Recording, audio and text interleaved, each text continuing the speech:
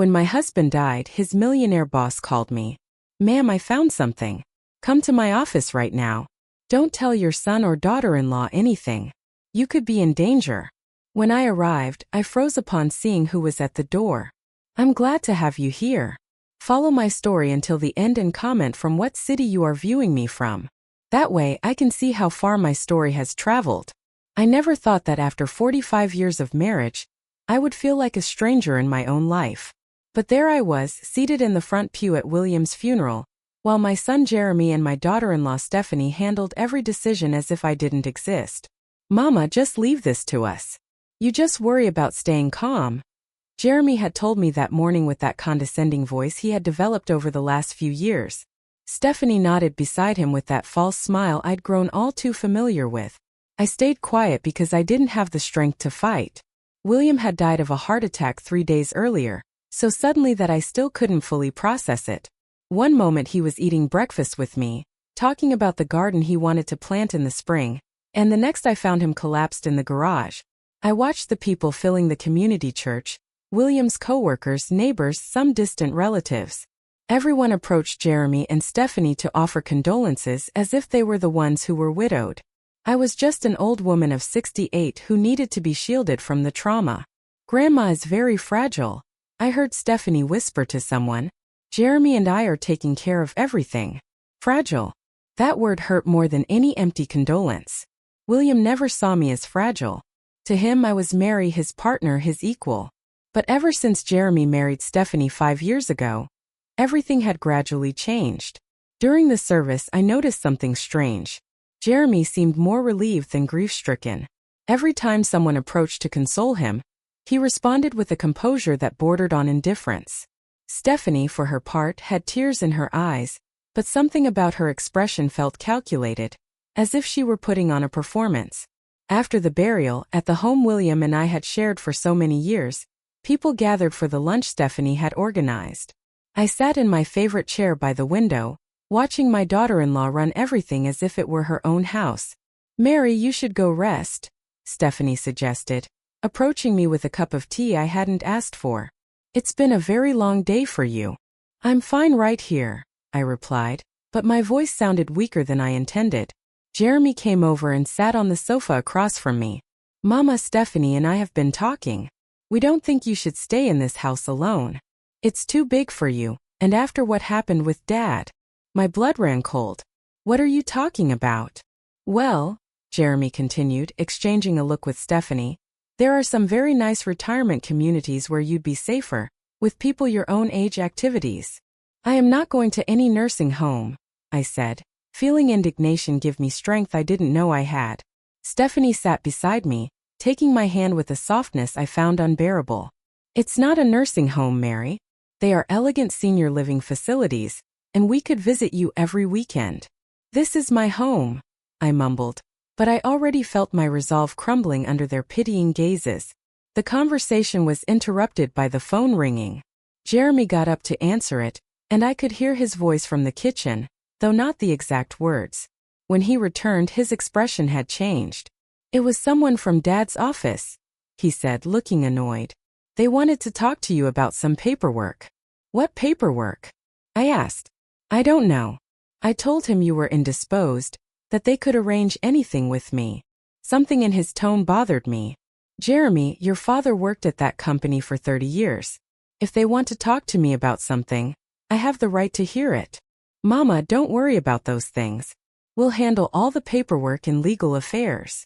That night, after everyone left and Jeremy and Stephanie finally left me alone, I sat on the bed I had shared with William for so many years. The house was too silent, full of memories that now felt distant. That's when my cell phone rang. The number was unfamiliar. Mrs. Mary Odom, a man's voice said on the other end of the line. I'm Lawrence Vance, your husband's boss at Sterling and Grant Financial.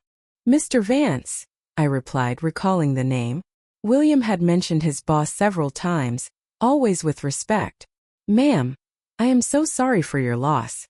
William was an extraordinary man, and everyone at the office valued him immensely. Thank you, I murmured.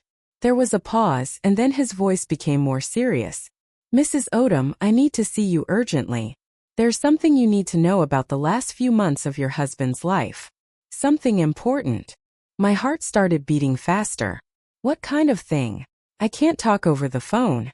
Can you come to my office tomorrow morning? And ma'am, it is crucial that you don't tell your son or daughter-in-law anything about this conversation. William was very specific about that. The air caught in my lungs. Why? What is going on? Please, Mrs. Odom, come tomorrow at 10 in the morning. Your husband asked me that if anything happened to him, I should make sure to speak with you, but only with you. The line cut off, and I was left sitting in the dark, holding the phone with trembling hands. William had anticipated his death. He had left specific instructions, and for some reason those instructions included keeping Jeremy and Stephanie out of the loop. For the first time since his death, I felt like my husband was talking to me from somewhere far away, telling me to pay attention, that this was not the time to be fragile. Something was terribly wrong, and I was the only one who could figure it out. The next morning, I woke up with a determination I hadn't felt in months. For the first time since William's death, I had a clear purpose. I dressed carefully, choosing the navy blue suit William always said made me look elegant and strong. Jeremy called early, as he had been doing since the funeral. How did you sleep, Mama? Stephanie and I were thinking maybe you should stay with us for a few days. I'm fine, son, I replied, trying to sound normal. In fact, I have to go out this morning. There was a pause. Go out where? My mind worked quickly. To the pharmacy. I ran out of my blood pressure pills. I can bring you the pills. You don't have to go out. Jeremy, I can drive to the drugstore. I am not an invalid. His sigh was audible through the phone. All right, but be careful. And if you need anything, call us immediately. I drove downtown with my hands clenched on the steering wheel. The Sterling and Grant Financial Building was a 20-story glass tower that had always intimidated me a little. William worked on the 15th floor in the internal audit department.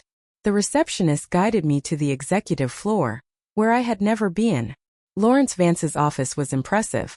Floor-to-ceiling windows overlooking the entire city, mahogany furniture, and a sense of power that permeated the air. Lawrence was a man of about 55 with perfectly styled gray hair, and a suit that probably cost more than my monthly rent. He stood up when I entered, and I saw genuine concern in his eyes. Mrs. Odom, thank you for coming. Please have a seat.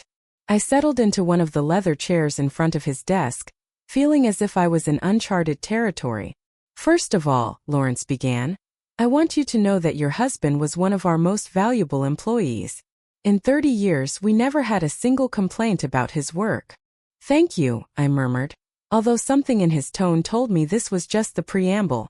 Lawrence stood up and walked to a file cabinet behind his desk. He took out a thick folder and placed it in front of me. Mrs. Odom, during the last 6 months of his life, William came to see me several times with very specific concerns. He opened the folder, revealing pages and pages of documents, handwritten notes in William's familiar script, and what looked like photographs of other documents. Concerns about what? Lawrence looked me straight in the eyes. About his family. I felt like the floor had moved beneath my feet. My family.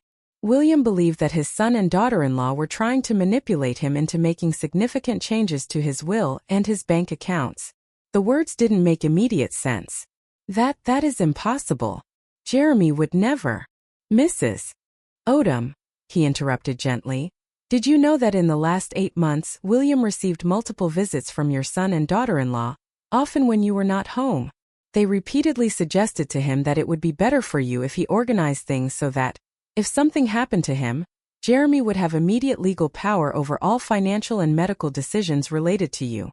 I shook my head, but something cold settled in my stomach. That can't be true, I whispered. Lawrence opened one of the pages and turned it toward me.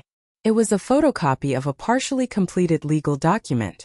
I recognized William's signature at the bottom, but it was crossed out. William brought this to me 3 months ago. He said Jeremy had pressured him to sign it, telling him it was best for the family, and that it would protect you from having to make difficult decisions if he were gone. I read the first lines of the document. It was a transfer of power of attorney that would have given Jeremy total control over all our finances and medical decisions related to me if William died or became incapacitated. But he didn't sign it, I observed. No. And that's what started to worry William. As he told me, when he refused to sign it, Jeremy became very upset. He told him he was being selfish, that he wasn't thinking about what would be best for you. My mind began to make connections I didn't want to make. I remembered Jeremy and Stephanie's visits over the last year, how they always seemed to be whispering about something when I entered the room. There's more, Lawrence continued, turning to another page. William also told me that Stephanie had begun suggesting you were showing signs of confusion, of memory loss. What? Apparently, she had started commenting to both William and Jeremy that you were repeating stories, forgetting conversations, that perhaps you needed closer medical supervision. I felt like I had been punched. I'm not. My memory is perfectly fine. William knew that. That's why he started documenting everything. Every conversation, every suggestion, every pressure he felt from them. Lawrence flipped through several more pages, showing me detailed notes in William's hand. Dates, times, transcribed conversations. My husband had been keeping a meticulous record of what now appeared to be a sustained campaign to undermine my confidence and gain control over our lives. Why didn't he tell me anything? I asked, feeling tears that I didn't know I had. He told me he didn't want to worry you until he was sure what was happening. He hoped he was wrong. Just then, a loud knock sounded on the office door. Lawrence and I turned, and my heart stopped when I saw who entered. Jeremy and Stephanie were standing in the doorway, their expressions a mixture of surprise and something darker. "Mama," Jeremy said, and his voice had a tone I had never heard before. "What are you doing here?" Stephanie stepped forward with that condescending smile I now recognized as a mask. "Mary, we were so worried when we couldn't find you at home. Why didn't you tell us you were coming here?" Lawrence stood up slowly, and I could see tension in every line of his body. "Mr. Odom, Mrs. Odom, this is a private conversation between your mother and me. I would appreciate it if you would respect that." Stephanie let out a forced laugh. "With all due respect, Mr. Vance, Mary has been very fragile since William's death. We don't think it's appropriate for her to make important decisions without family supervision." "Family supervision?" I repeated, feeling the indignation rise in my chest. "I'm 68 years old. I'm not a child." Jeremy exchanged a glance with Stephanie that did not go unnoticed by me. It was the same look they had shared at the funeral, heavy with a meaning I didn't understand. "Of course you're not a child, Mama," Jeremy said, but his tone was the same one he would use with a difficult child. "It's just that we want to protect you from people who might take advantage of your grief." I looked at Lawrence, who had remained silent, watching the exchange with a serious expression. Then I looked at the closed folder on the desk, knowing it contained information that would change everything. "Lawrence," I said, using his name deliberately, "could you give me a few minutes to talk to my son and daughter-in-law?" He nodded. "Of course." Once he left, the air in the room changed completely. Jeremy visibly relaxed, as if he had won something important. "Mama, I don't know what that man has been telling you, but you have to understand that people can be very manipulative when money is involved." "Money?" I asked. Stephanie sat down in the chair next to me. "Mary, honey, we know William had a considerable life insurance policy, and with the house and his savings, there are unscrupulous people who take advantage of widows." Something cold settled in my stomach. "How do you two know about William's life insurance?" Jeremy and Stephanie exchanged another one of those charged glances. "Well," Jeremy said, looking uncomfortable for the first time, "Dad mentioned it a few months ago when we were talking about making sure you were taken care of if something happened to him." "Funny," I said slowly, "because William never mentioned those conversations to me." The silence stretched between us. That's when I heard a sound that brought my world to a complete halt. A cough. A cough I would recognize anywhere in the world. The three of us turned toward the door of the private bathroom connected to Lawrence's office. The door slowly opened, and a figure emerged that made my heart stop and then start pounding so hard I thought it would jump out of my chest. William, my husband, the man I had buried 4 days ago, was standing there, alive, breathing, looking at me with a mixture of love and apology in his eyes. "Hello, Mary," he said softly. I think I screamed. I'm not sure. What I do remember is that the world started spinning around me, and if William hadn't rushed toward me, I would have fallen out of the chair. "What? How?" I mumbled, touching his face with trembling hands to make sure it was real. Behind us, I heard Stephanie let out a gasp, and Jeremy murmur a word I prefer not to repeat. William held me carefully, his familiar hand steadying me as they had for 45 years. I'm sorry, my love. I'm so sorry to have put you through this. But it was the only way. The only way to what?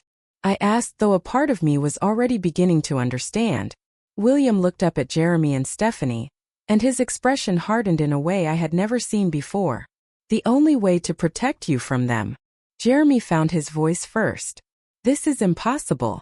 You're dead. We saw you. There was a funeral. There's a death certificate. William straightened up but kept a protective arm around me. There was a falsified death certificate, with the help of a very discreet doctor and a funeral director who owed a few favors. Lawrence helped me set up everything. But why? I whispered. William looked at me tenderly before addressing Jeremy and Stephanie again. Because I found out what you were planning. Stephanie turned pale. I don't know what you're talking about. No, William said, walking toward the desk and opening the folder Lawrence had closed. Then you don't recognize this? He pulled out a series of documents and placed them on the desk. Even from where I was sitting, I could see they were copies of emails, text messages, and what appeared to be transcribed recordings. Mama is starting to show signs of dementia. I think you should consider the possibility of her needing full-time care soon. If Dad signs the documents I prepared for him, we can make sure she has the best possible care when the time comes. William read aloud from the document. My son had gone completely white. William continued reading. Stephanie agreed, and the sooner the better. The house alone is worth almost $500,000, and that's not counting his retirement savings. I sat down heavily, feeling like I had received a physical blow. They had been planning to declare me incompetent. They had been calculating the value of our house, of our savings. This is taken out of context, Jeremy said desperately. We were worried about Mama.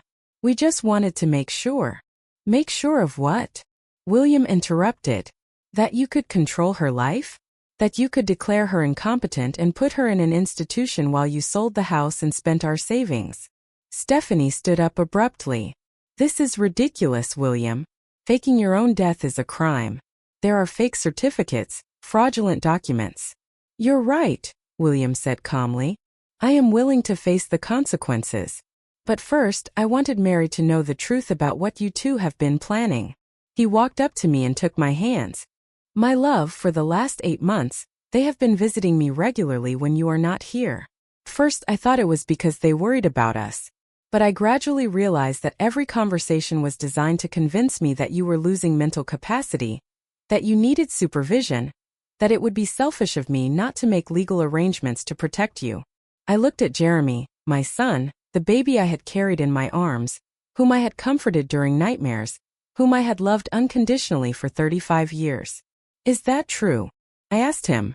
For a moment, I saw something in his eyes that might have been shame, but then it hardened. Mama, you don't understand the financial pressures we face. Stephanie and I have debts, obligations. So it was true, I murmured. William squeezed my hands. When I realized what was happening, I hired a private investigator. We discovered that Jeremy has gambling debts of over $150,000, and Stephanie has been using credit cards in your name without your knowledge. The world wobbled around me once more. Credit cards in my name? 3 different cards, William said softly, with a total debt of over $10,000. Stephanie finally exploded. This is enough, William. I don't know what kind of sick game you're playing, but this ends now. Mary, let's go. Clearly, your husband has lost his mind. But I didn't move. For the first time in months, maybe years, everything made sense. The constant visits, the exaggerated concern for my well-being, the suggestions about my memory, the rush to make me make decisions about my future immediately after the funeral. They hadn't been taking care of me. They had been preparing me to be sacrificed. I am not going anywhere, I finally said. My voice was stronger than it had sounded in a long time. But I think you two should leave. The expression on Jeremy's face changed to something I had never seen before. He was no longer my worried son. He was a stranger who had just lost something he had been counting as his. William helped me sit on the office sofa while Lawrence returned with a bottle of water and a grave expression. Jeremy and Stephanie remained standing near the door like cornered animals deciding whether to flee or attack. "Mary," William said softly, kneeling in front of me. "There's more you need to know." My mind was still struggling to process that my husband was alive, that he had faked his death, that my son and daughter-in-law had been planning to steal everything from me for months. But something in William's expression told me the worst was yet to come. "More," I murmured. Lawrence opened another section of the folder and pulled out what looked like a series of photographs. He placed them on the coffee table in front of us. "These photos were taken by the private investigator over the last 6 weeks," William explained. I picked up the photographs with trembling hands. The first showed Jeremy entering what looked like a casino. The second showed him at a poker table, betting chips representing amounts of money I couldn't imagine.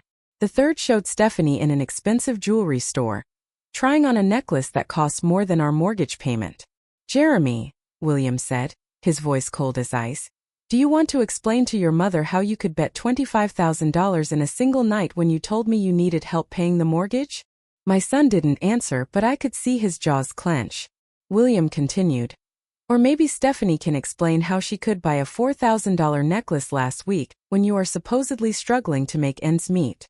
Stephanie finally spoke, her voice now stripped of all the false sweetness she had been using with me. "William, you don't know what you're talking about. That necklace was an imitation." "An imitation of Tiffany and Company?"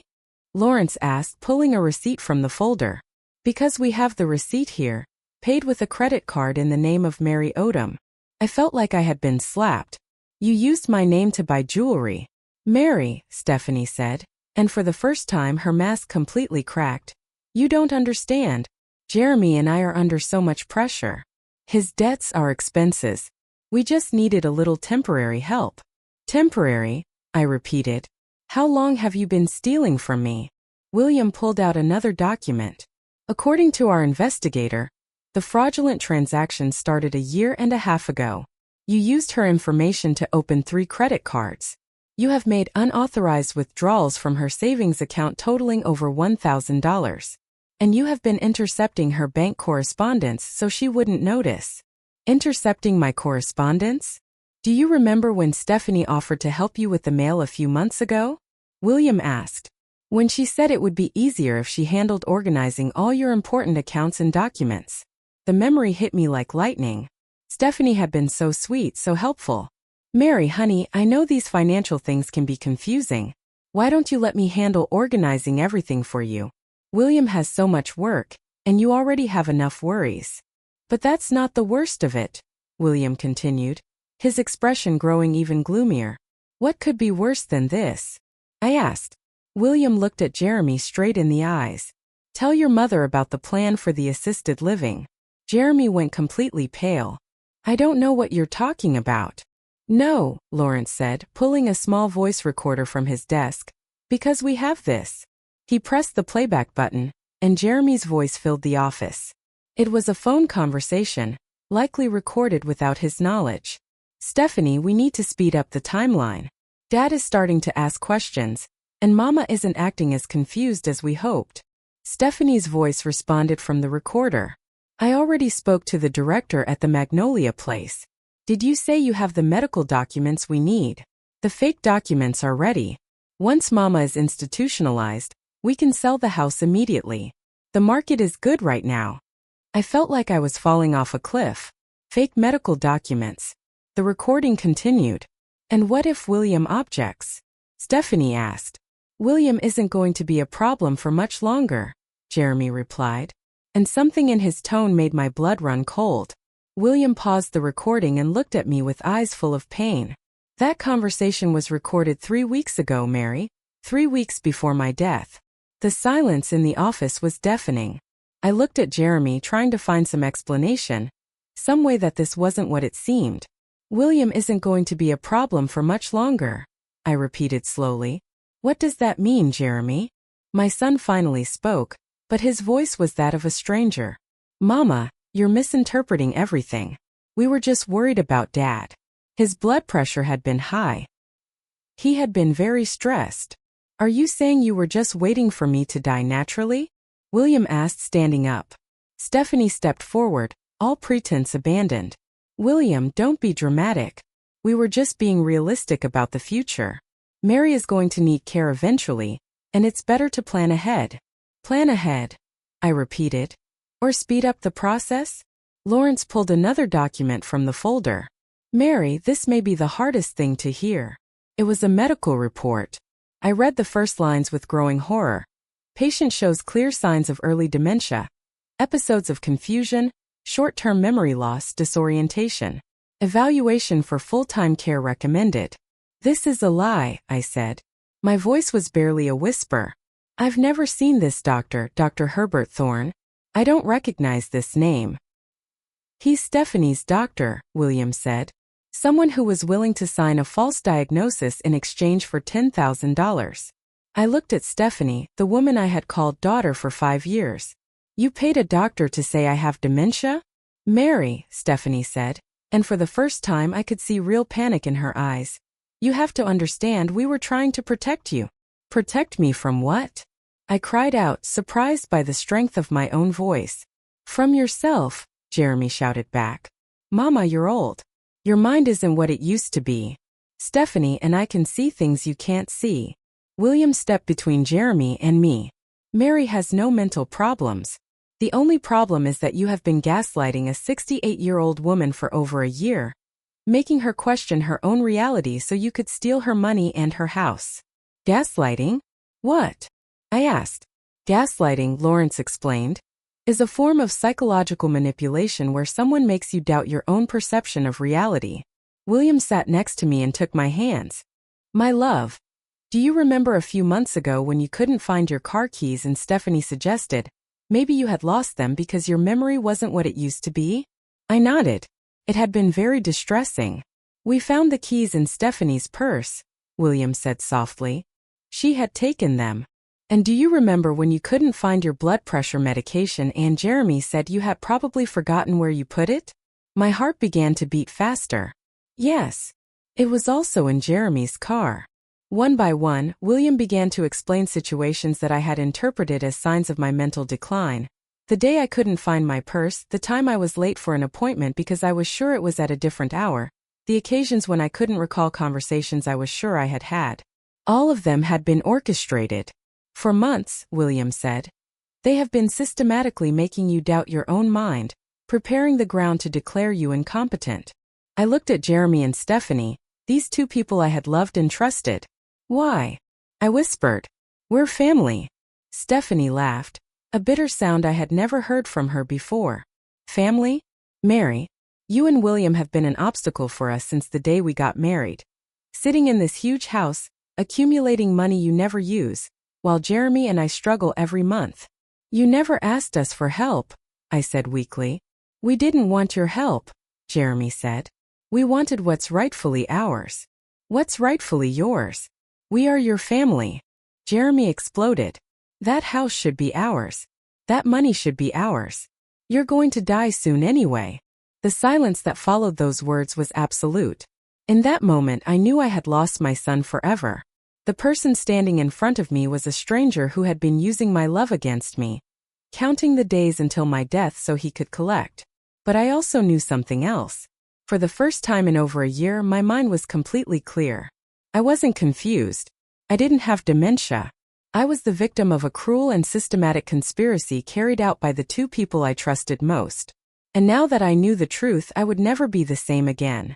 The following days were an emotional roller coaster I will never forget. William stayed in a discreet hotel, while Lawrence helped us navigate the legal complications of his resurrection. I returned home, but for the first time in months I didn't feel like a prisoner in my own life. Jeremy and Stephanie had left Lawrence's office that day in a state of shock and fury. I hadn't heard from them for 48 hours, until they appeared at my door on a Wednesday morning. I watched them arrive from the living room window. Jeremy walked with that determination I recognized from his childhood, when he had done something wrong, and was determined to convince me it wasn't his fault. Stephanie followed him, but something in her posture told me the strategy this time would be different. I opened the door before they could ring the doorbell.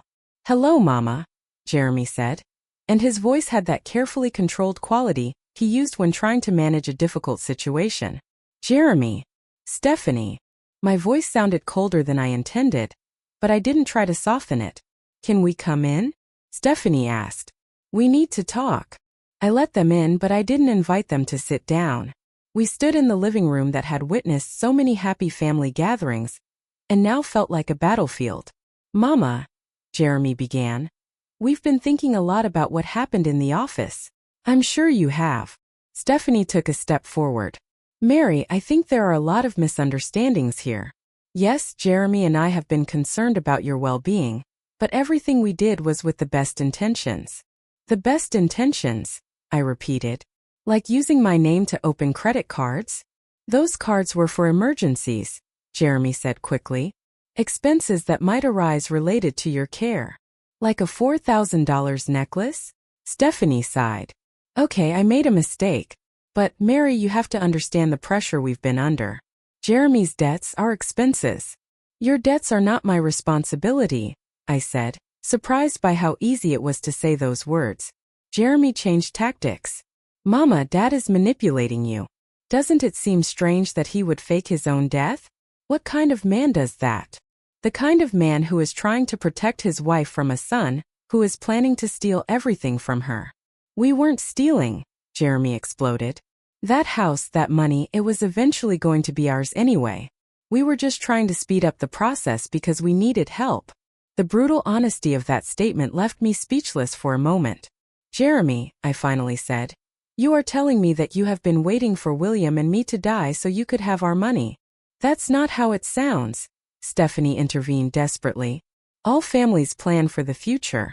Families do not plan to declare their parents incompetent with false medical diagnoses. Stephanie turned pale. That was just a precaution in case you truly needed care in the future. A precaution you paid for with $10,000. Jeremy ran his hands through his hair. A sign he was losing patience. Mama, listen to yourself. You've become paranoid.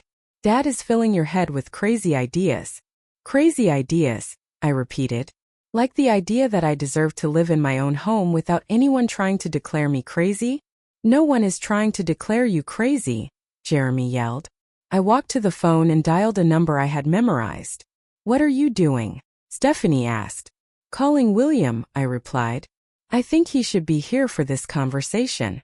Mama, no, Jeremy said, but it was already too late. William arrived 20 minutes later. He had been expecting my call, probably knowing this moment would come.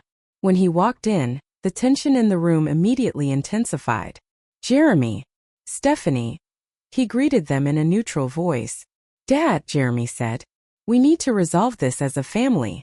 William sat next to me on the sofa, automatically taking my hand. I'm listening. Stephanie sat in the chair opposite us, assuming her most vulnerable posture. William, I know what we did looks bad, but you have to understand that we were desperate.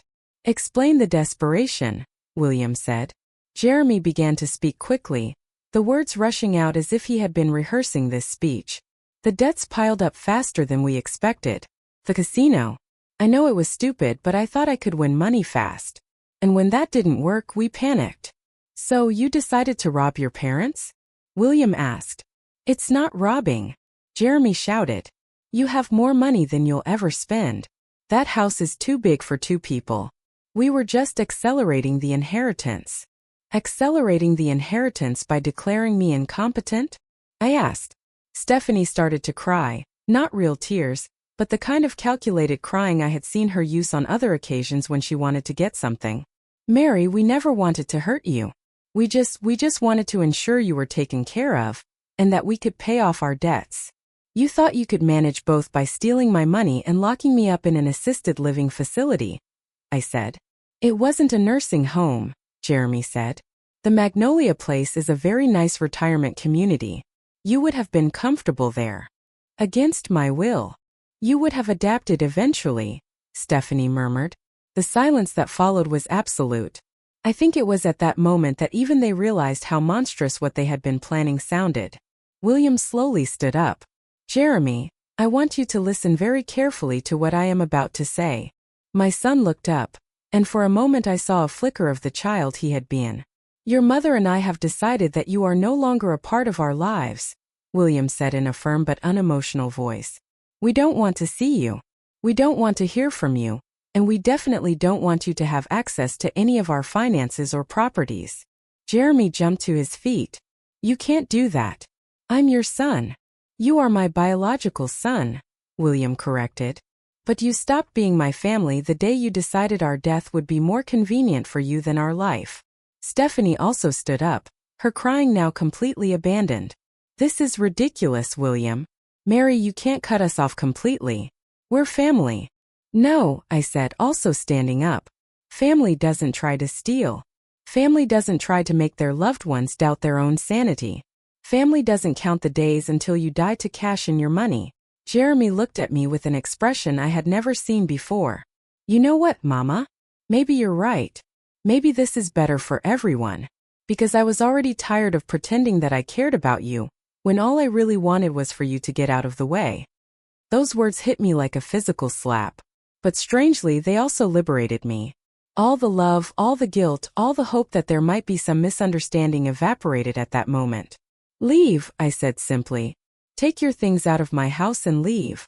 Gladly, Jeremy said. But this doesn't end here. We're going to fight this. We're going to prove that Dad faked his death, that you're not competent to make decisions. William smiled, but it wasn't a kind smile. Go ahead. And when you do, be sure to explain to the judge why you were planning to declare your mother incompetent with fake medical documents. I'm sure he'll be very interested in hearing about that. Jeremy and Stephanie looked at each other, and I could see the panic growing in their eyes as they realized they had no exit strategy.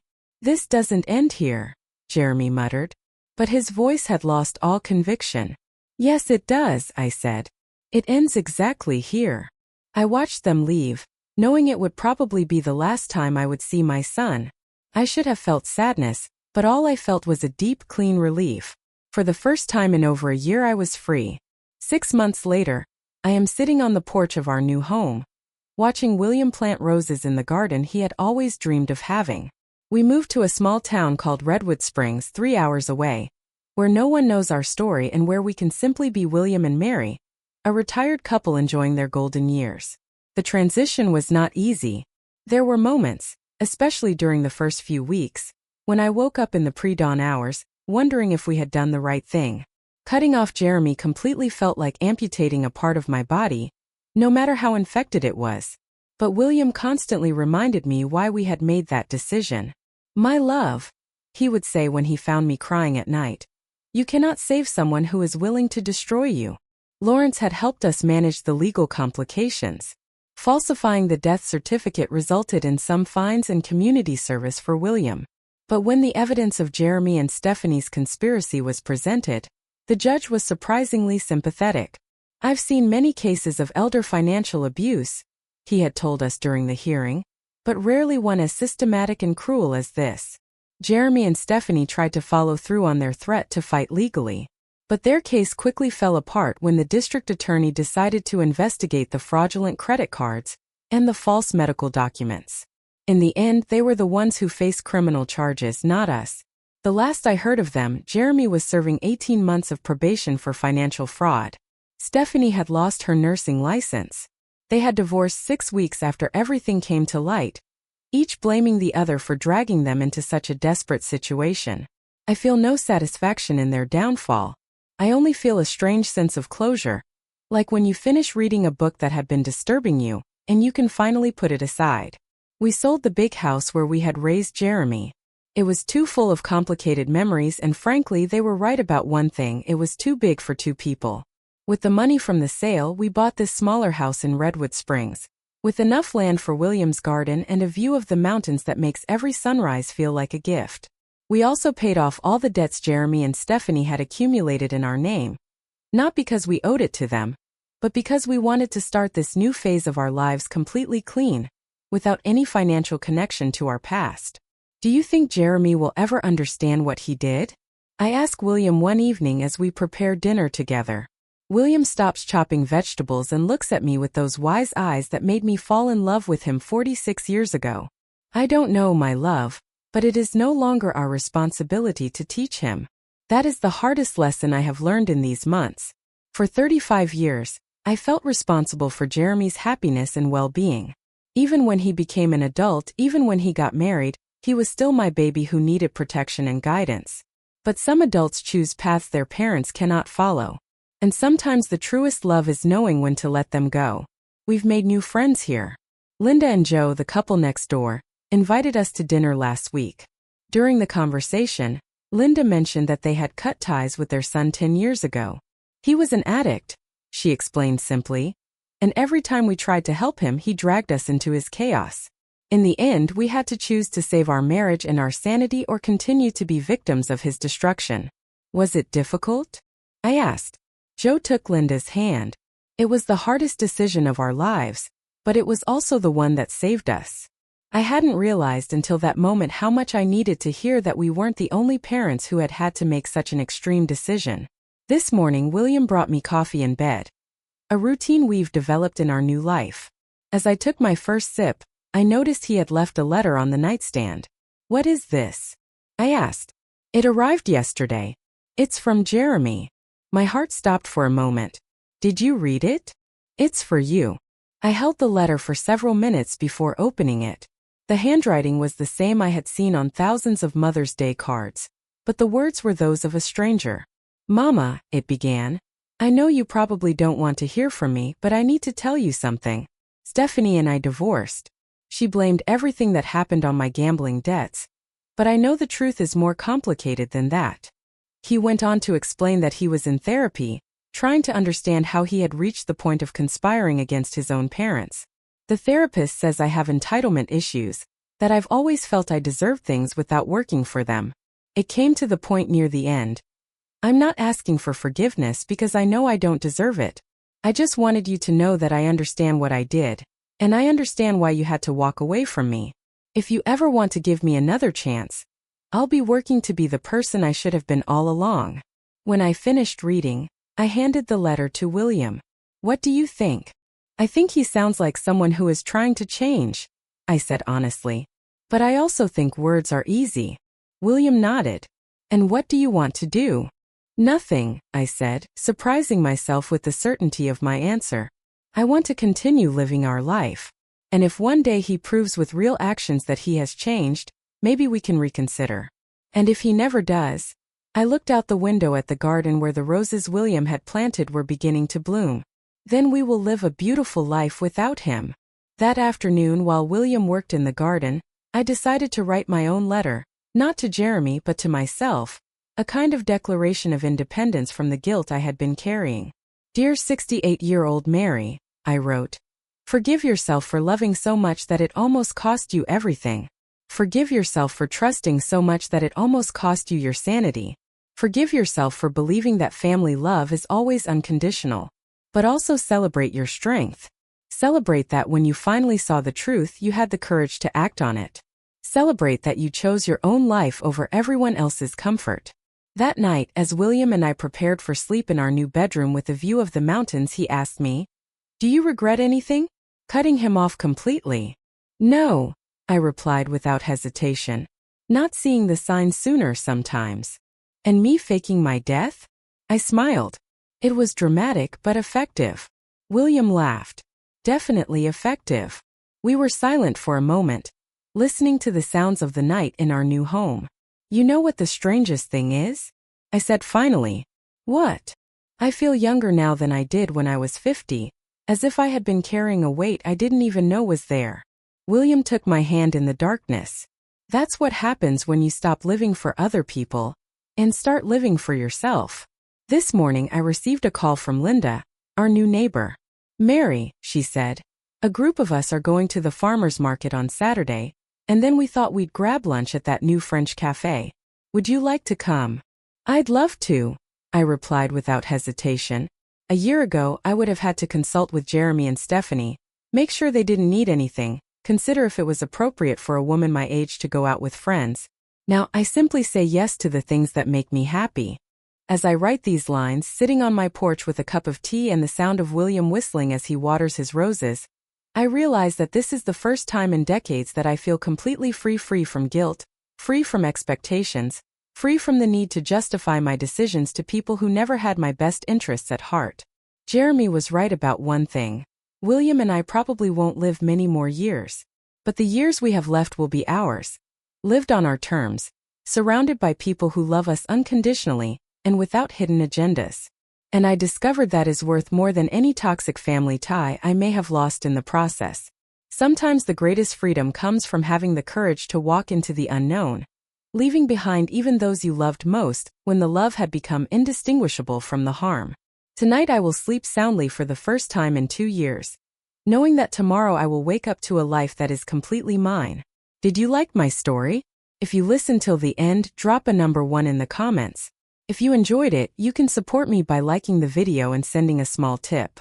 I've got lots of other life stories like this on my channel, so make sure to subscribe and check them out. I've added 2 new stories on screen that everyone loves. Thanks for being here. See you in the next one. With love.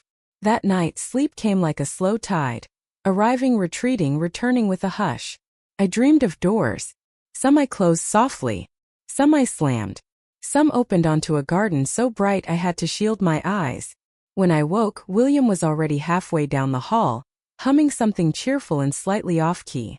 For a heartbeat, the old panic tried to flicker.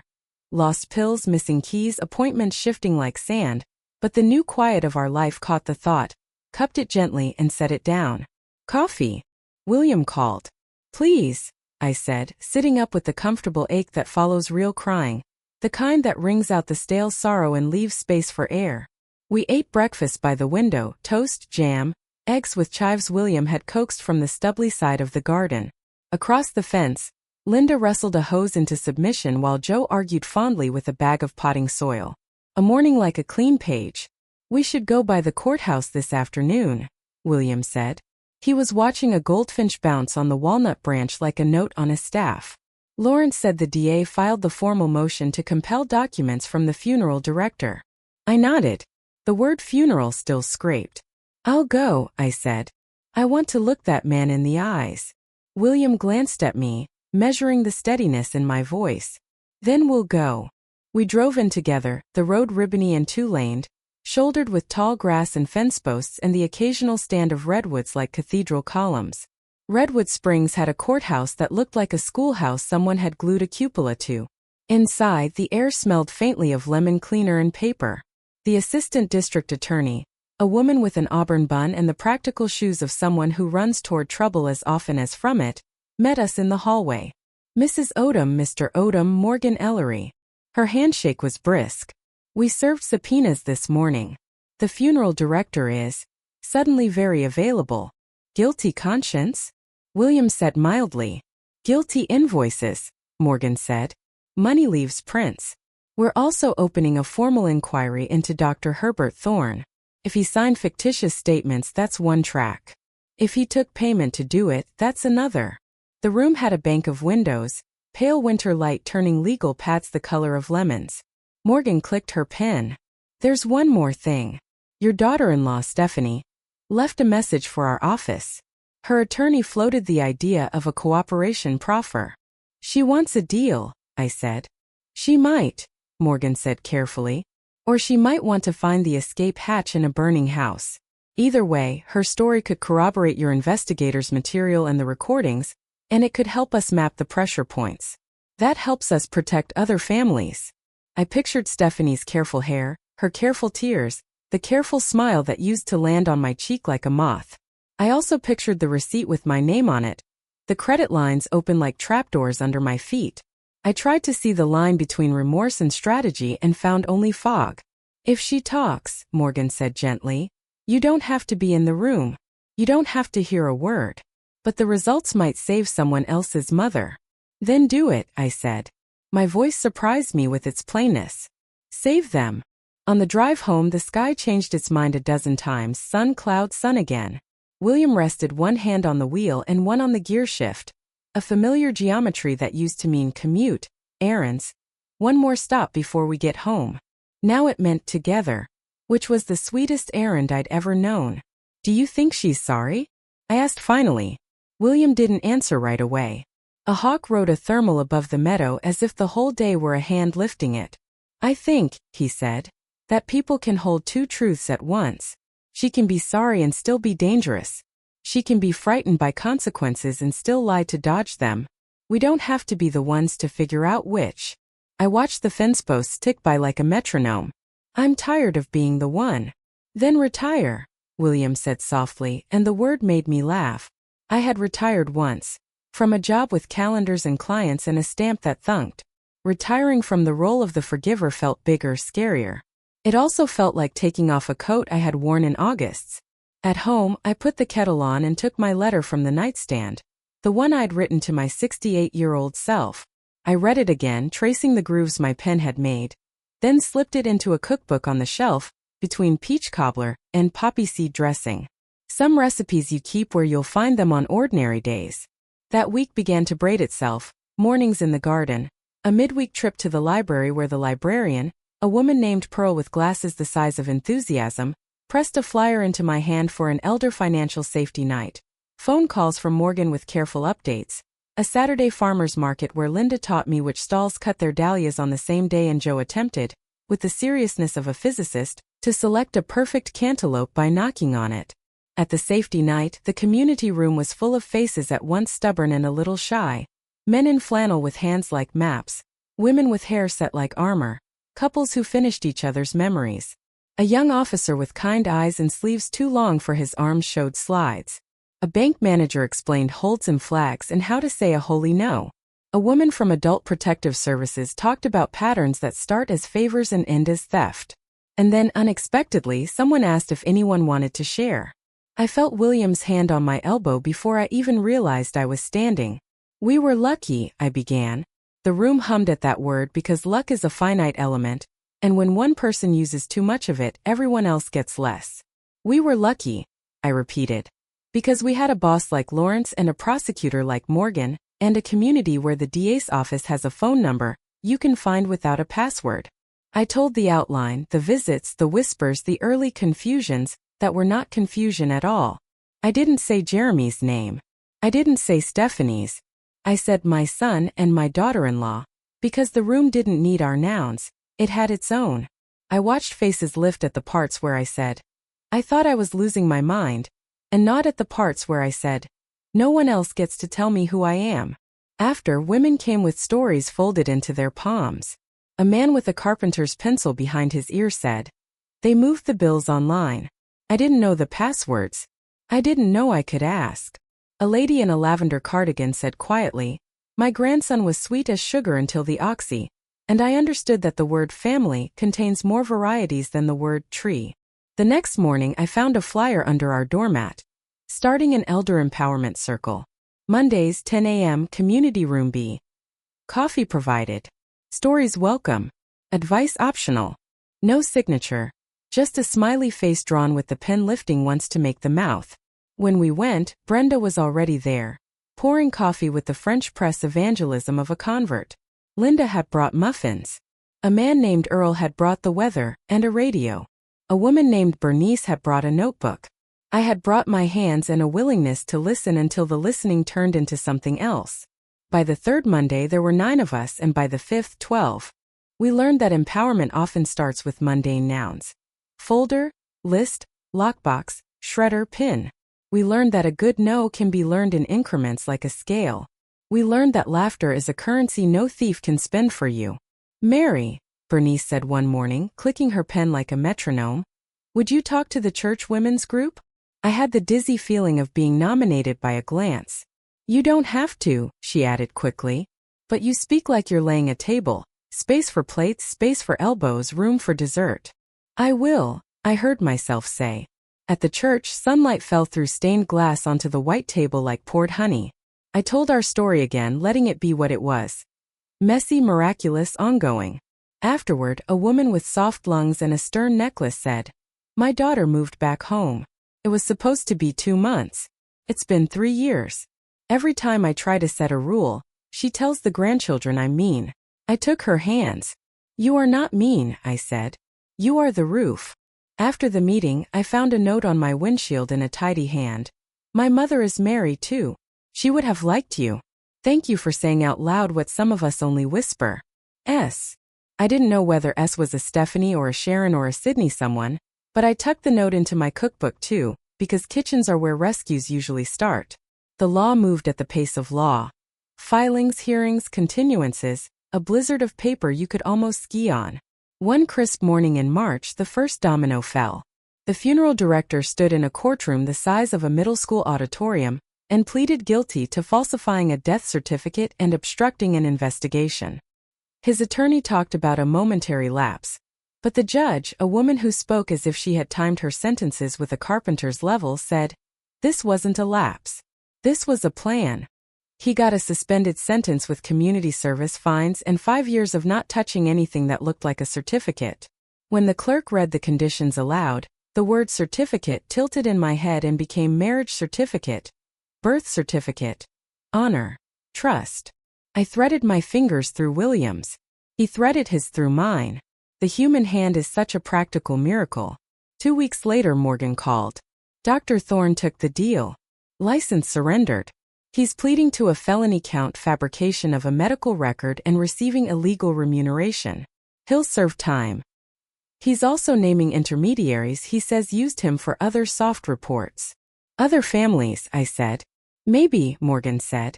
We're going to find out. I sat down at the kitchen table and put my forehead on the cool wood and said a prayer that had no words in it, just gratitude and grief traveling on the same current like boats that nod to each other as they pass. That afternoon there was another letter.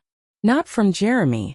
From someone with a legal letterhead and an embossed name that wanted me to believe it would be kind. Dear Mrs. Odom, it began. I represent Miss Stephanie Odom in a civil matter. Ms. Odom wishes to convey her sincere regret for the pain you have experienced, and to propose a structured repayment plan for obligations. Obligations, I said out loud, tasting the blandness of the word. William read the letter through, then again, then set it down like a hot pan. A plan without an apology is a budget, he said. Should we accept it? I asked. We should send it to Morgan, he said, and to Lawrence, and to the credit bureaus. And then, he added, we should go outside and thin the radishes because they are choking each other. Sometimes the most moral thing you can do is take care of a living thing. I knelt in the dirt beside William and plucked the extra seedlings with the tenderness of a midwife. The radishes freed stood a little taller. The sun reached a little farther into the row. The robin who had been keeping a bureaucrat's eye on our process hopped closer. Bureaucratic satisfied. That evening after the dishes I opened my own old photo boxes, ones I'd been avoiding because they were time bombs, calibrated to explode with Christmases and birthdays, and that one trip to the lake where the dock splintered and we all laughed until we cried. I spread the pictures out on the rug. I made 3 piles. Keep, scan, let go. There was Jeremy with a milk mustache and a cape made of a dish towel. Keep. There was Stephanie at their wedding, her eyes earnest, a future choosing itself without knowing. Scan. There was a birthday cake with frosting the color of brave. Keep. There was a program from a school play, a lopsided clay pot, a ticket to a ball game where Jeremy had kept the foul ball a stranger gave him. Keep, keep, keep. I didn't throw away much, but I did allow myself to look without the compulsion to fix the present by perfecting the past. I let the pictures be artifacts of what was true then, not contracts for what must be true now.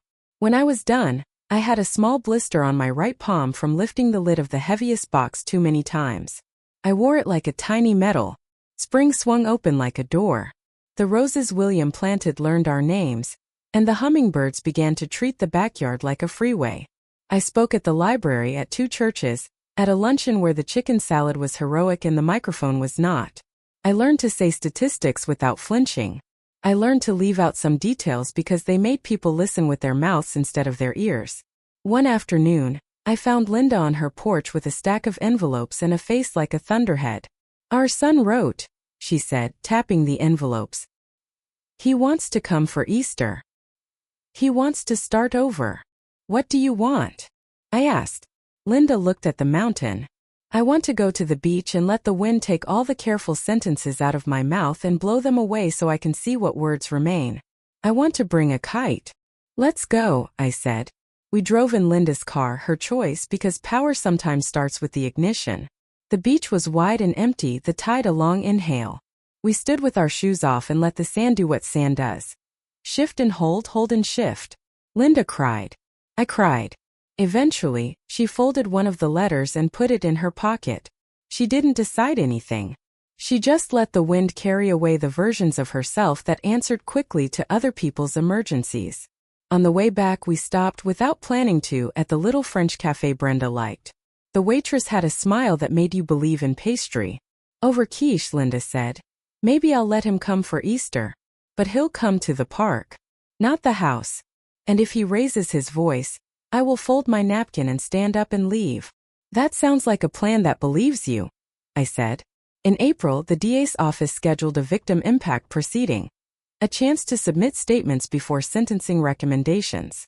I spent 2 days writing mine, and a third day taking out all the explanations that padded my pain so other people would feel better about it. I read it aloud to William at the kitchen table. Good, he said. True. Clean. I added one sentence at the end. If you want to make amends, make them to the community. Help older women memorize the word no. Help sons learn to see their mothers as people. Help doctors remember that a signature can build a scaffold or a gallows. On the morning of the proceeding, I wore the navy blue suit. It had become my armor and my amulet. The courtroom was crisp with wintered-over formality even though the calendar had turned. Stephanie sat with her attorney. Her hair was simpler. Her eyes were steadier. When it was her turn, she pressed her palms flat on the table as if she were ironing her own testimony. I did it, she said. I told myself we were helping. We were not. I was afraid all the time and I confused fear with permission. I stole because I believed in a future that owed me more than the present did. That's not a reason. That's a confession. She named the doctor. She named the go-between who had introduced them.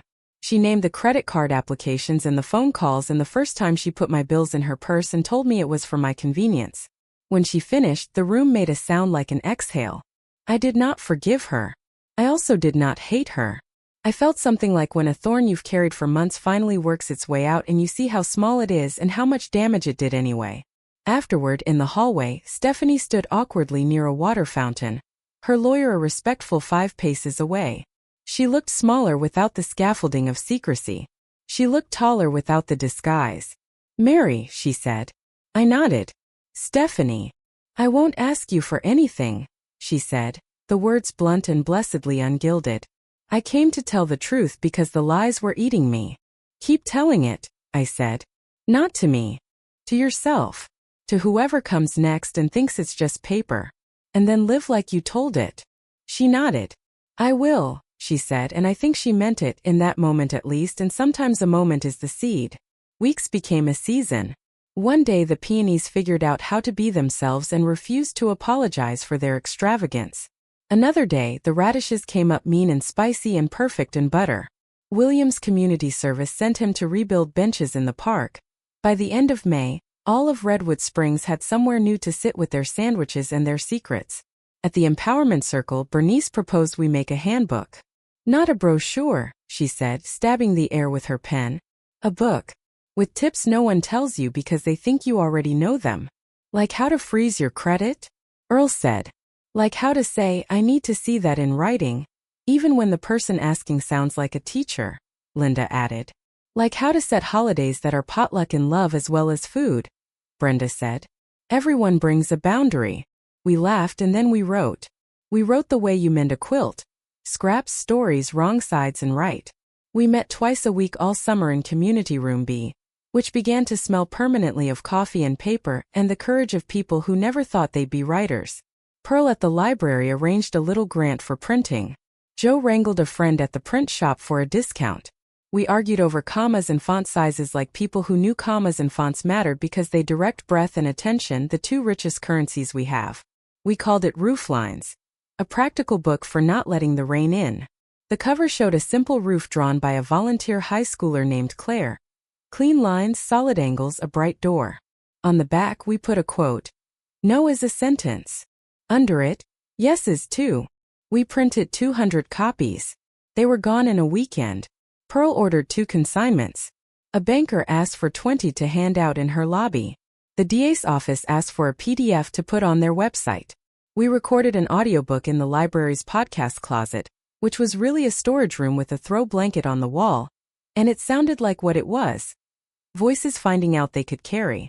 In July, a letter arrived from Jeremy. It was thin, one page. I stared at our names written in the familiar slope that had once asked for permission to go to the movies and now asked for something harder to name. Mom, it began. He didn't call me Mama. The choice registered like a tap from a tuning fork. I am in a program. The kind where you have to say out loud the worst thing you've done and then say out loud the second worst, which is usually the first lie you told yourself about the worst. He wrote about work, early mornings, late shifts, hands sore from lifting boxes, a kind of soreness I recognized as honest. He wrote about meetings where men sat in plastic chairs and wished each other better. He wrote about a sponsor who said, "You don't deserve forgiveness. You don't deserve condemnation. You deserve the truth and its consequences." He wrote, "I am trying to be a man you could sit across from without checking where the exits are.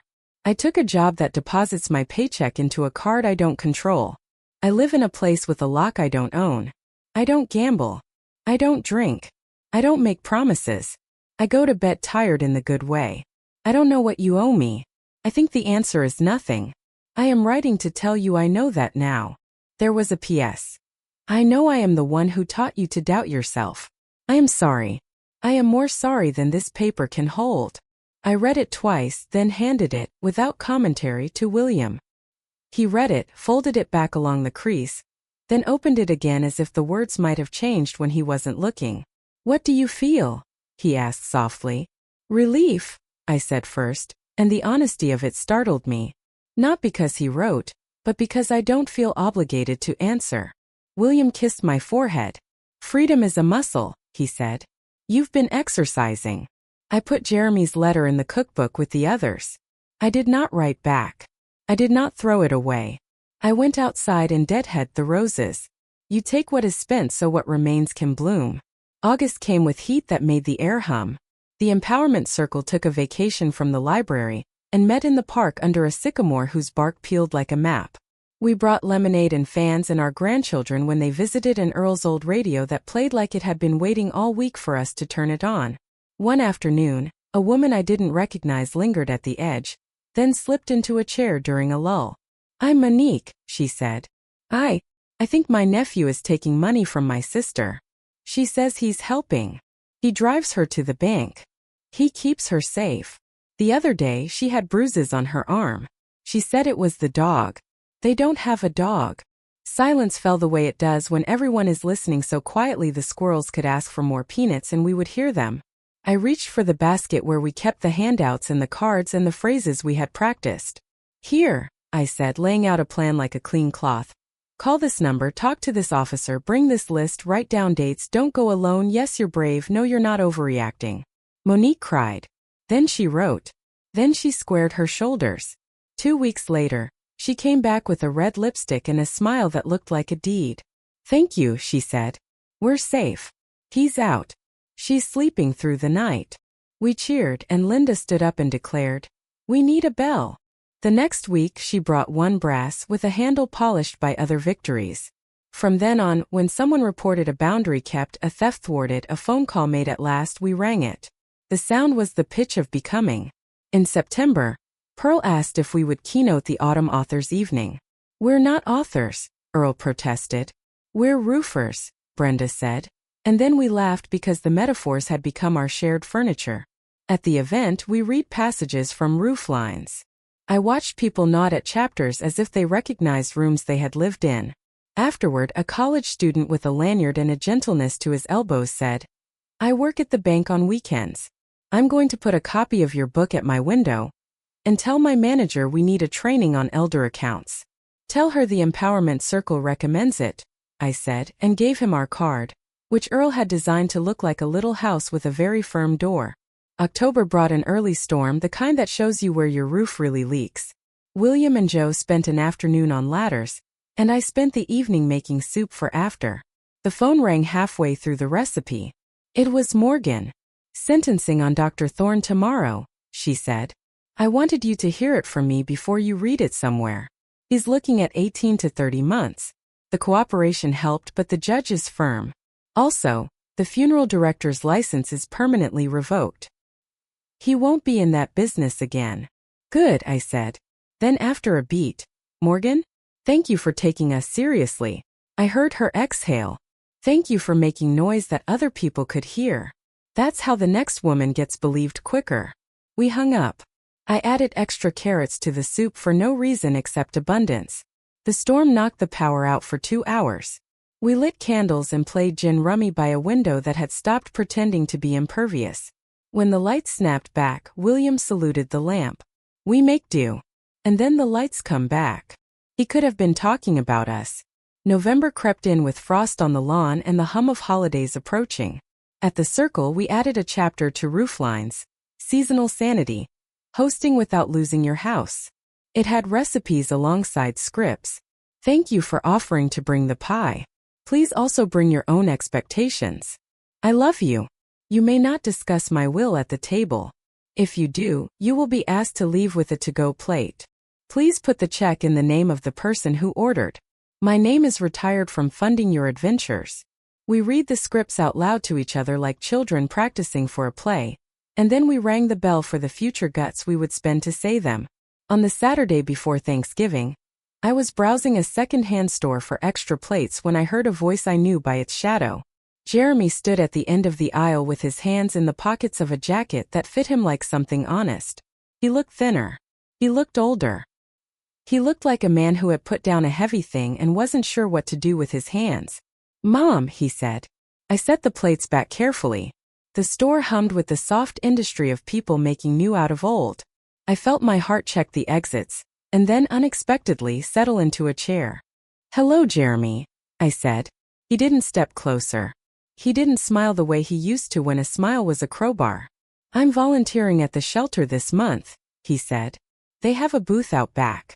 We fix lamps and toasters and chairs people bring in. They call it Repair Cafe. I'm learning to fix things. Some things can be fixed." "Some can," I agreed. "I'm not here to ask," he said. "I saw you. I wanted to say I'm still doing the program. I still do the steps. I'm on the one where you make amends. The sponsor says amends aren't apologies. They're changes with receipts." I thought of radishes, of benches in the park, of bells you ring with your whole arm. "That's a good sponsor," I said. He nodded. His eyes were clear. In them, I saw the boy with the milk mustache and the man who had placed my keys in someone else's purse. Both true, both present, both not in charge of me. "I won't keep you," he said, and meant it. "If you ever want to come by the Repair Cafe on a Saturday, I can fix your lamp. Or try. You can bring William. There's coffee." "Maybe," I said, and meant it in the precise math of the word. Not a promise, not a threat, not a loophole. He nodded again, then lifted a hand halfway, as if waving belonged to another country, and went toward the door. When the bell above it jingled, a woman carrying a stack of winter coats said, "Excuse me," and Jeremy held the door for her the way a decent man does without needing credit. I stood there for a moment, letting the air settle. Then I picked up 2 plates with blue rims and a chip the size of a freckle. Chips tell you where a thing has been. I like objects that aren't pretending. At Thanksgiving, we set those plates on the table with the rest. We had Linda and Joe and Brenda and George and Pearl and Bernice and Earl and the college student, and Morgan who came late with a pumpkin pie and the eyes of a woman who had closed 3 files that week with a good ending. We held hands and said grace in a messy circle that looked like a rope that would hold. After, we took a photo on the porch. In it, my hair is doing what late autumn hair does, and William's shirt is wrinkled in the exact way that tells me he had his sleeves rolled to rinse dishes and unrolled them without ceremony. On the bottom of the photo, someone wrote, "We kept the roof." I stuck it on the fridge with a magnet shaped like a lemon. December was a long exhale. We put a wreath on the door and did not send a letter because the year felt too sacred to narrate. We took soup to Monique and her sister, who had a new lock and a new laugh.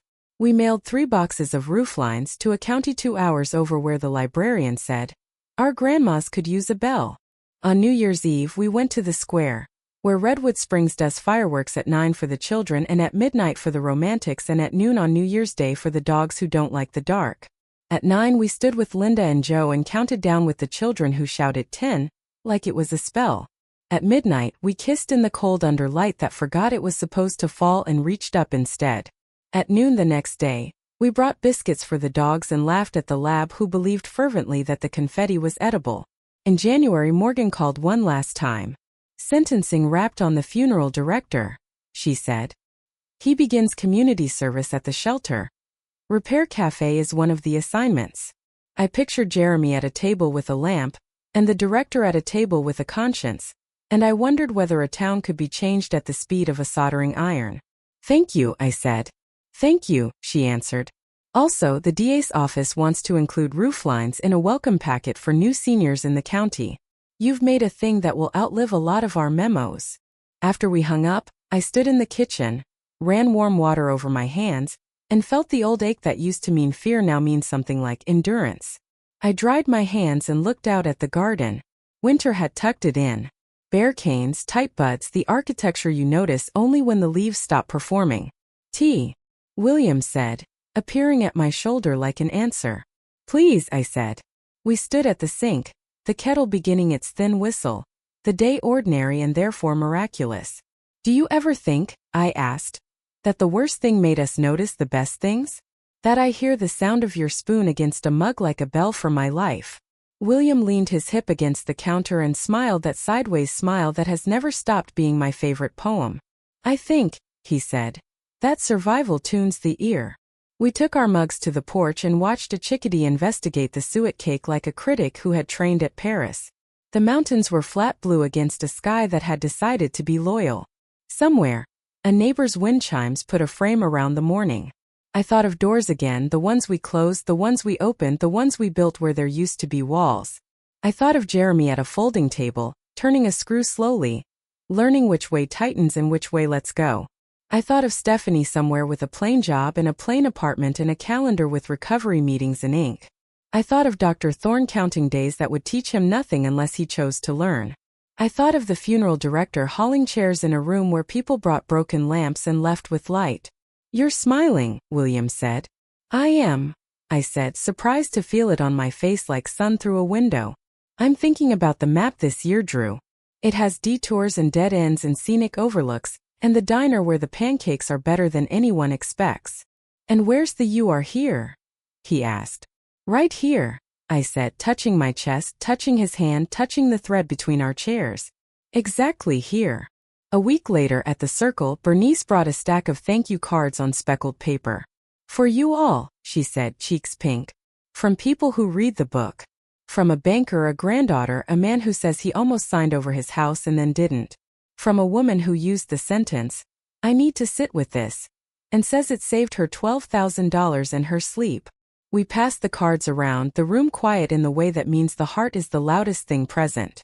When the last card came to me, it was short, scrawled, brave. I am not fragile.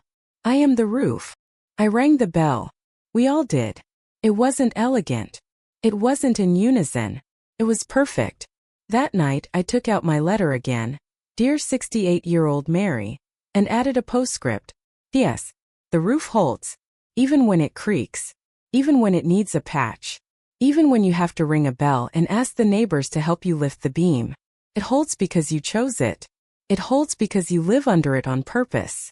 We went to bed early. The wind came up after midnight, and I lay awake for a while, listening to the roof whisper back. At some point I fell asleep inside our ordinary life. In the morning the garden had frost like lace. William's breath made a fog in the kitchen that smelled like toast. I stood at the window, mug warm in my palms, and said a quiet thank you to the years we lost and the years we found and the years we remade from tight buds and bare canes. Then I did the dishes. Then I put on my coat. Then I went to the library to meet a woman named Myrtle who had called to say, I think my son is sweet-talking me out of my pension and I don't know how to make that sentence shorter. We'll make it stronger instead. I told her on the phone. In person, I walked beside her toward Community Room B, where the coffee waited and the bell and the book, and the people who would say no with her until it sounded like home. And when I got there, Linda had taped a paper sign on the door. It said, Welcome. We keep roofs. I smiled, pushed the door open and stepped inside. The room smelled like coffee and paper, and the particular courage that shows up before the mouth is ready. Myrtle sat at the end of the table, hands folded around a pen as if it could bite. Hi, Myrtle, I said, easing into the chair beside her. I'm Mary. You called. She nodded. I practiced on the way over. My son is sweet-talking me out of my pension. It still feels like I'm tattling. Truth isn't tattling, Linda said from the coffee urn, refilling the world. Earl slid a small card across to Myrtle. On it, 3 phone numbers, the order to call them, and the sentence we'd made our battle flag. I need to sit with this. Myrtle's mouth trembled. He sounds so kind on the phone.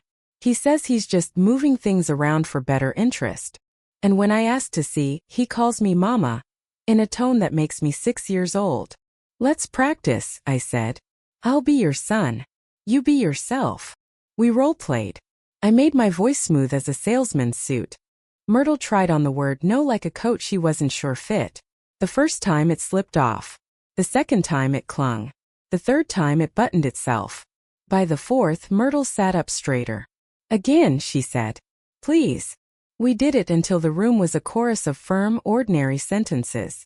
When we were done, Myrtle wiped her cheeks with a laugh she hadn't found on the way in. I can do it, she said. I can. Call with us here, Bernice suggested. Sometimes a no needs witnesses. Myrtle dialed. Loudspeaker. The ring bloomed into the room like a dare. A bright voice. Hey, Mama. I need to see that in writing, Myrtle said evenly. Email me the forms.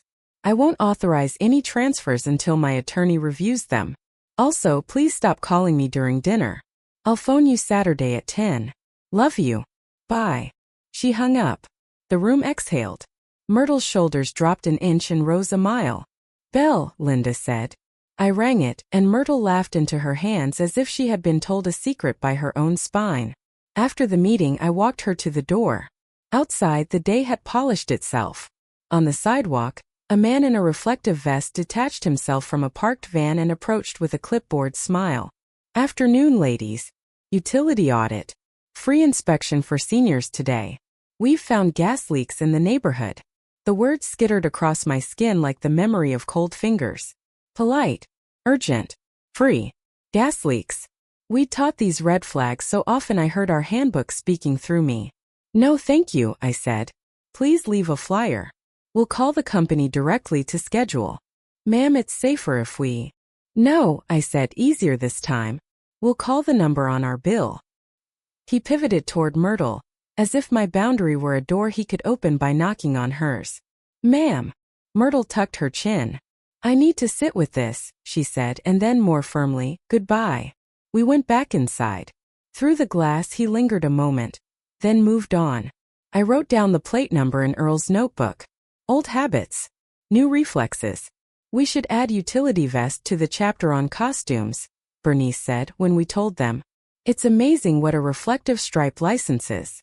Uniforms are borrowed authority, Pearl murmured, already reaching for sticky notes. Let's put it in the index. That afternoon, William and I planted garlic. 11 cloves tucked into soil like promises you won't see for months. Gardening makes me humble. It's a long conversation with a patient friend. When we finished, we sat on the steps to watch shadows stretch. Utility scammers, I said. Costumes for sale, he answered. Then after a moment, you looked steady. I felt steady, I said. That's new. It's like you can tell which voice is yours the first time it speaks, he offered. Yes, I said, surprised at how precise that was. Exactly. A week later, the library hosted a town forum. Common scams and uncommon courage. The police chief, a woman with the stance of a lighthouse, brought statistics.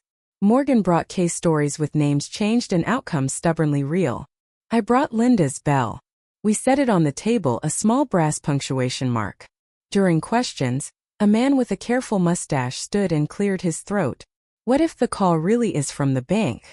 My mother hung up on a fraud alert last month. Turned out it was real. Now she won't answer any calls she doesn't recognize. Pearl glanced at me. I nodded. We teach the callback rule, I said to the room. Hang up. Find the number yourself from your card, your statement, the official website, and call back. Scammers hate time. You can use it. The bank will understand. The man's shoulders eased. She felt so embarrassed. Shame is a thief's favorite tool, Morgan said. It keeps people quiet. That's why this, she gestured to the room, is the antidote. After the forum, an elderly couple approached, walking like partners in a three-legged race. Practiced, tender, slightly wobbly. We read your book, the woman said, pressing my hands. Rooflines. Our granddaughter works at the post office. She photocopied the chapter on mail holds. We showed it to our neighbor. He avoided a fake vacation cancellation fee because of it. I could have flown home on that sentence.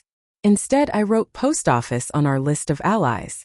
Institutions that still greet you with a human voice are holy sites. That night, a message arrived from Lawrence. City Council considering a small grant for senior fraud prevention. Would the circle present next week? I read it aloud. William's face did the smile he saves for shared summoned courage. We'll go, he said. We'll bring the bell. The council chambers looked like every small town chamber. Flags, microphones, the faint smell of dust warmed by old debates. We told our story in the way that had become a path. We brought data because numbers help some people care. We brought myrtle because faces help the rest. Linda rang the bell when she said no into the microphone for practice, and the room laughed, then sighed, then straightened. During public comment, a young councilman asked in the earnest tone of someone raised to bring the chairs back after potlucks, "How can the city help?" "Training frontline staff," Pearl said. "Signal boosting the callback rule," Morgan added. "Funding a weekly clinic at the library," I said. "So people can bring letters and phone messages and urgent notices and we can look at them together in daylight." The motion passed 7-0. The applause sounded like a barn raising. 2 days later, my body raised its own motion.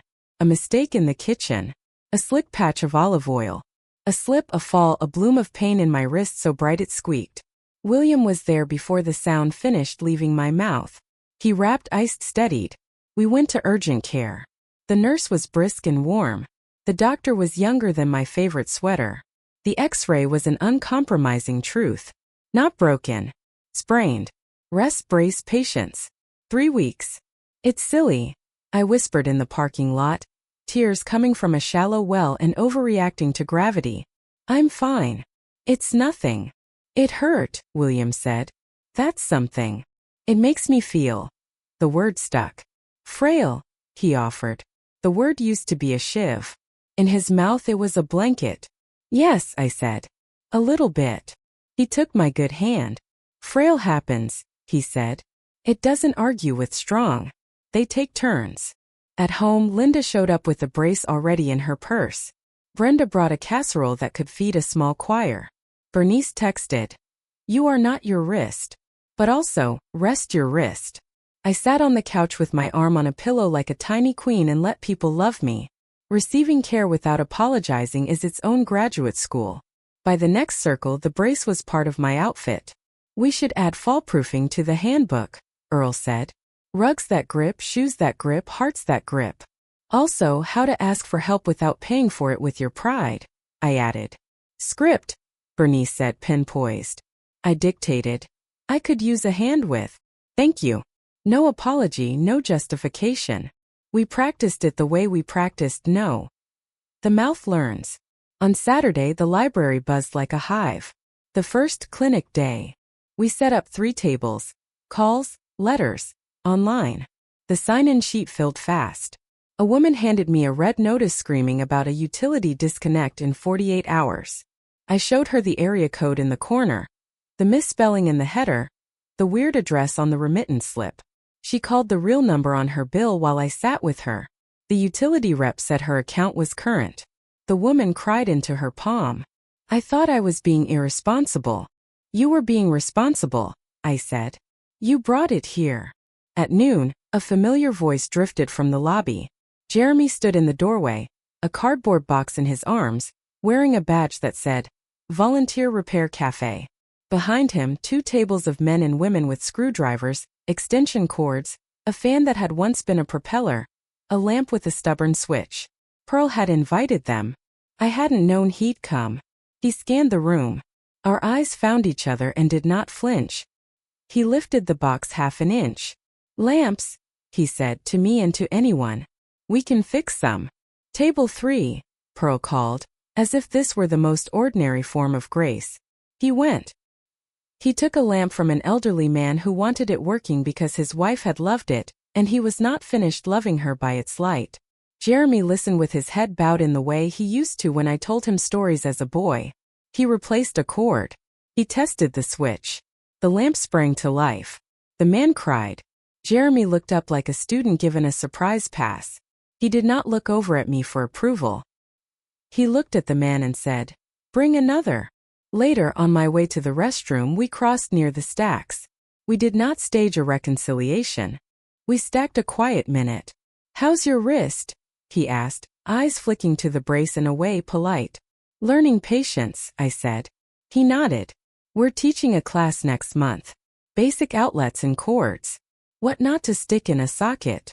Sounds like a children's book. You and William could come. Or not." He gave me a card. It didn't have his phone number. It had the Saturday hours of the repair cafe and a line. "We fix what we can." "Good," I said. "Good." He hesitated.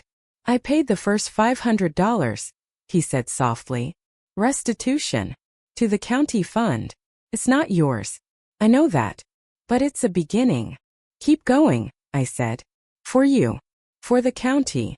For whoever comes after." He nodded once as if a judge had struck a small gavel inside his chest, and returned to his table. 2 weeks later, a letter came from Stephanie. The envelope was plain. The handwriting careful. I set it on the table and walked around it like a skittish cat. Eventually I opened it. "Mary," it began. "No, dear. A mercy. I'm writing to tell you that I've taken a job at a care home in the next county, not nursing. Laundry. I fold sheets." I wanted to say the sentence out loud. I am folding sheets for women I once planned to store. I am learning humility with my hands. I sent my first payment to the victims fund. I am not asking you for anything. I am telling you where I am standing. There was no signature flourish. Just Stephanie, and a small check mark beside her own name, as if she'd graded the paper and given herself a pass for honesty. I showed William. He read it and put it back without commentary, as if he had been handed a stone and asked to admire the geologic patience it represented. "Okay," he said finally. "Okay." That Sunday, the pastor at the little church we sometimes borrowed spoke about mending. He held up an old shirt with visible stitches. "You can hide the repair," he said. "Or you can celebrate it. Sashiko knows what it's doing. Says, this broke. I fixed it. Look how strong that place is now."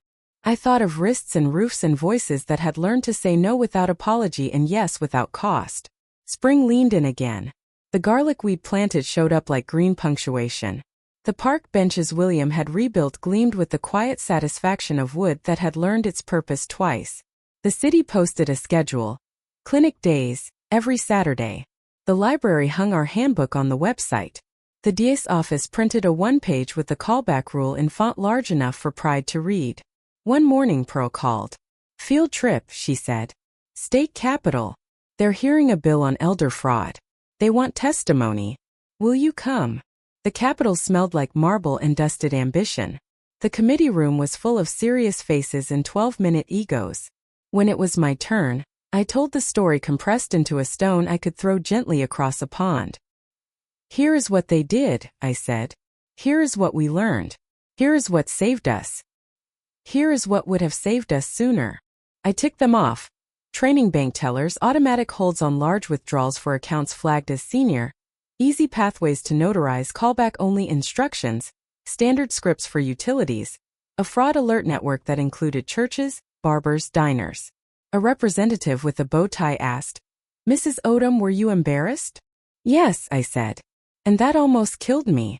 Shame is sand in the gears. Your job is to oil the machine so the next woman can move." Afterward, in the hall, a lobbyist with good hair and a tie like a sharp opinion said, "Powerful testimony." He meant useful. I took it. A staffer pulled me aside. "My grandma," she whispered, "gave a man $2,000 in gift cards last year because he said I was in jail. I was at brunch." I squeezed her hand. "Tell that story when you write the bill. Write your grandma into the law." On the bus home, Linda fell asleep on my shoulder. Her head is surprisingly light. William watched out the window as Orchard scrolled past like a metronome for the season. When we pulled into Redwood Springs, the sun had tucked itself into the western pocket. The library's lights were on. A notice on the door read, "Clinic moved to Community Room A today." Bigger bell. Inside, Myrtle was at the front table, explaining the callback rule to a man with a military haircut and hands that had learned to fix engines. "You hang up," she said, calm as an instruction manual. "You call back. You breathe first." He nodded. "Breathe first," he repeated, as if memorizing the steps to disarm a bomb. That night, as we got ready for bed, William paused in the doorway, toothbrush in hand. "Do you ever think about the first knock?" he asked. "The door at Lawrence's?" I said. "Jeremy and Stephanie in the frame?" "Before that," he said. "The knock our fear made. The one we answered for months." I sat on the edge of the bed. "Yes," I said. "And I think about the last knock too. The one we don't answer anymore unless we look through the peephole and like what we see." He nodded. "Peepholes," he said, as if adding a word to a private dictionary. We brushed our teeth. We climbed into bed. The house settled around us, a ship in gentle water. In the morning, I found a postcard in the mail. The picture showed a bench in a park. On the back, in slanted print. I sat. I watched. I didn't go to the casino. It was boring. It was beautiful. Jay. I set the card on the windowsill where the light could find it. William came and stood beside me. We didn't say anything. We didn't have to. The months did what months do. Stacked themselves uneven and generous. We added 2 chapters to rooflines, digital doors, passwords, pins, and people you actually trust, and holidays revisited. How to love without financing.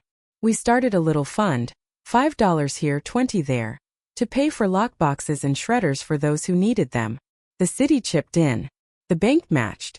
A teenager painted our bell bright blue and stenciled yes/no on either side so that every ring could answer both questions at once. One Saturday, a man I recognized from the first forum came in with a woman I did not know. He pointed at me. "This is the one," he told her gently. "The one who teaches the word no." The woman looked at me, eyes wet. "I've been saying it wrong," she confessed. "I make it into a paragraph." "Try a period," I said, smiling. "It's cheaper." We practiced. She laughed. The bell chimed. Outside, the mountains kept their counsel. Inside, the room did what it always does. Took in fear, sent out sentences. That evening, I sat on the porch with tea and the kind of tired that means you used your day like it asked to be used. The sun slipped behind the ridge. The first star made a quiet entrance. William came out and handed me a small envelope. "What's this?" "From the city," he said. "Open it." I did. A certificate, printed on heavy paper. Redwood Springs Community Steward Award. Rooflines Empowerment Circle, for building roofs that don't leak and sentences that don't break. Beneath, 12 signatures that looked like neighbors. I laughed, then cried, then laughed again. "It's just paper," I said, thinking of how much paper had almost ruined us and how much paper had saved us. "It's not a certificate," William said, slipping an arm around my shoulders. "It's a mirror." The porch light came on. Somewhere down the street, a screen door thumped with the soft punctuation of home. My phone buzzed. A message from an unknown number, local. I almost didn't look. Then I did. "Ms. Odom, this is the director at the nursing home where Stephanie works. I wanted to tell you she started a reading group for the ladies on Thursday nights.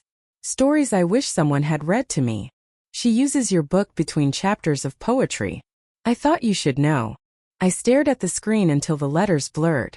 I typed, "Thank you." I didn't add anything. The sentence was enough. When the dark finally wrapped the yard, we went inside and turned off lamps one by one, not all at once. I like to watch a room settle. It reminds me that endings and beginnings are made of the same switch, the same hand, the same decision to light what you can and trust the rest to morning. Before sleep, I took out my letter again, "Dear 68-year-old Mary," and added another postscript, "P.P.S. You are not fragile. You are a roof. Roofs creak. Roofs need patching. Roofs hold." I set the letter back in the cookbook between peach cobbler and poppy seed dressing, because some recipes are for days when the sky threatens rain and some are for the first sunny afternoon after. I turned off the bedside lamp. William's hand found mine in the dark. The house breathed. I did too. Somewhere in town, a bell waited for morning. And in the morning we would ring it.